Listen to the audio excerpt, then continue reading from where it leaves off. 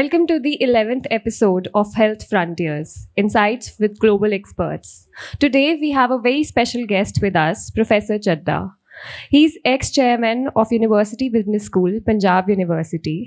He's one of the pioneers in business education in Chandigarh. He has over 38 years of teaching experience and has mentored many doctoral students and has pioneered over 70 research papers in reputable journals at international and national level. Welcome to the show, sir. Sir, so my first question to you is, you've had over 40 years of teaching experience and research experience. What has fueled your enduring passion for education and research all this while? I think only the education matters in the life. I personally feel that when I was very young, my father used to say that education is the thing which everyone should get, and that is the only thing which helped me in the long run. Other money will come and go, but only thing is education will always stay with the person. So that's the passion which I had, and I want that every child should get the best education. And the sorry state of affairs is that in some of the parts of the world that the children may not will are not in the position to get the best education, and so much of intellectual capital is not being used properly. I think research, you get the new ideas, you can help the society, and that is how the education and society, this research is very vital for the society. That is so true, sir. Stemming from your answer, you've published many papers at in very reputable journals at national and international level. Is there any particular study or finding that is very close to your heart because it had a very significant impact? What I personally feel that I had produced 37 PhDs, doctorates, and my worry always had been that I had not done justice, because what we had been doing, that I normally do research on the Western countries or some on the macro perspective. My advice to my youngsters, the researchers, are they should try to do research on the issues related nearby in the cities or in the state which they are living. I think that will help the society, because research, if we are doing it on some what say Japanese strategy or American strategy, it may not be helpful. But what is important is that I would always prefer that the research which is being done, that should be done to resolve the issues of the people nearby, and that will help the society at last. So research should always be such that which is helping the society, not it's only for getting the so many people. We have done the research and all that, but where we can serve the society in a better way, that should be the focus of the research, which I personally feel nowadays. That is Thank you, more sir.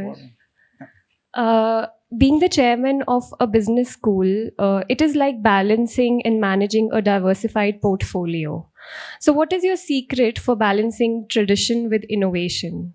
See, I always want that values are very important. Values will never change, That is true. because I think the most important value in any organization are the people. If as a director, if you respect your people, right, then you will find that everybody is going to be what? Everybody is being motivated, everybody is being involved, and people make difference. Only thing is the tradition in the way back also, like you just talk about the Tata, you just talk about Jamshedji Tata. He has been focusing only on the people. If they, I don't talk about customer first. I don't talk about the, I always talk about employees first.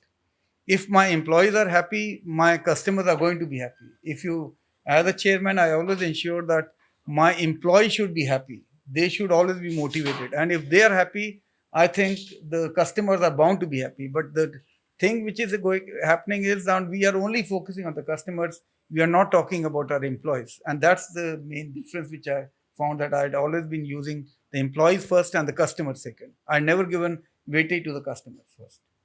That is a very fresh viewpoint, sir. Yeah. Sir, in this ever changing era where we have very fast paced development with upcoming AI and technology, how do you see that it's going to transform business in the upcoming years? See, I think AI is going to change everything, because I am very particular about this. There is going to be a lot of disruptions. In my lecture also, I said that AI is going to change the entire thing. So we should upgrade ourselves, everyone. We should not only, because technology is going to play a key role in the coming times, we should try to go into for attending these courses. We should try to upgrade the skills. That's going to play a very important role. You will find that everything, even the doctors are going to be affected. Every institution is going to be affected, because now they will get the things that which are from the past study, they can make it out. Recently, you just see the Z Cinema, they predicted the result only by using artificial intelligence, and their prediction was the best. And they interacted with more than 10 crore people, and that is the main aim of the artificial intelligence, and that should be there. So you agree with the fact that AI is coming for our jobs? I think I don't agree with this, because I think AI is going to disrupt everything, and it's going to be a challenge for creating new jobs. That is going to be there. That I is think very true. for a country like India, where population is huge, we should go slow on these technologies, not that fast, because we have got huge population, and that's going to be a danger for our country. Thank you so much, sir. So, in this era of rising stress, what are your tips for our viewers to remain stress-free? Work-life balance. You have to maintain the work-life balance. Stress-free means you should always try to see your self-interest, organization interest, family interest, and your peers interest. You have to maintain a balance. It's not that you are only working for the organization, ignoring your family, ignoring your peers, ignoring your other, self-interest. The best thing is you should always balance it. No doubt, organization interest is important, but your personal interest is important, your peer interest is important, and your self-interest is equally important. And if you're able to manage that, balance it in this case, I think you will be successful. So give time to your family, give time to your friends, socialize a lot, organize properly. That's my key to the reviewing this space. Thank you, sir. In your lecture, you talked about the importance of team building. Would you say that team building holds a higher point than individual strength building when it comes to leadership and management? See, I think team in building means, I have just told you, everybody has the potential. Not only in our third world country, what we see that only top people have the knowledge. I tell you, everyone has the potential, and we should involve everyone, because if we work collectively, if you're working as a team, you will find your results to be better. In this case, you just see that all the MNCs nowadays, they are working on the team skills, so that there could be knowledge sharing. And I sometime in the class also I said that we people are not sharing the knowledge. The top people doesn't want to share the knowledge to your subordinates. They should feel elevated that I'm sharing the knowledge. If you share the knowledge, you can again come with the other knowledge also. You can update yourself. But if you are not sharing it, you are giving the same thing time and again. That will become that you are not going to be innovative in the current time. Thank you, sir. As an educator, what is a piece of unconventional advice you give your students to make them do a double take? See, I think that you have to be a learner throughout your life. And I always feel that learning should never end. I just told that you have to learn, unlearn, and relearn. Don't think that sometimes when I go for appointments, I don't see the past record. The person may be having 80%, 90%. That's important. But I also see that whether that person is learning or not. If I'm living in the past knowledge that I am getting 90% and I stop learning, do you think I'm going to be what? I'm going to be good for the organization. Because the things are changing so fast, I always educate that no doubt marks are important. From the marks, you know that the person is hardworking. But if he is a learner or not, that's more important. Because if come tomorrow to the organization, whether he can contribute to the organization or not, whether he is going to be a continuous learner or not, that makes a lot of difference. I think learner is very, very important. Definitely, sir.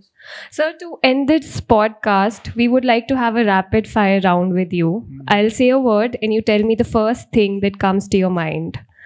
IPHMDP. Very good. Excellent. Thank you so much. PGI Chandigarh. Excellent. Healthcare and innovation. I think in India it's very good, excellent. Leadership. Leadership, it's good, but I think it needs improvement. There should be some strong action. Decision should be taken. Failure. Failure, I think we should accept it, and only then we can do something new. I think Networking. networking is very important. I think everything is networking, nothing else. Success. Success. Success, it varies from person to person. Some are happy with the money, some are happy with the status, some are happy with the recognition. You cannot generalize it. Success is Subjective, you would subjective. say. You cannot measure it. And Punjab University. Very good. Thank you so much, sir. It was really nice talking to you and getting your insights. And you stay tuned for another episode of Health Frontiers, Insights from Global Experts. Stay healthy, stay informed. Thank you. Thank you.